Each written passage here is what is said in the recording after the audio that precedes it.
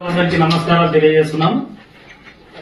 Hello వడ్డెర చెలో కర్నూలు పేరుతో వడ్డెర హక్కుల సాధన సదస్సుని జనవరి 4వ తేదీ కర్నూలు నగరంలోని జిల్లా పరిషత్ సమావేశ భవనం ముందు జరుగుతుంది.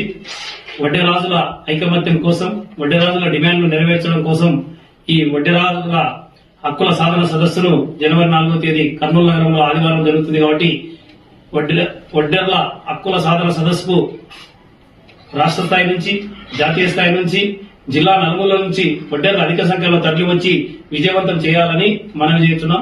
మన హక్కులందరినీ ఘనం వినిపించి మనం ఐక్యతను ప్రదర్శించుకోవాల్సిన అవసరం ఉంది.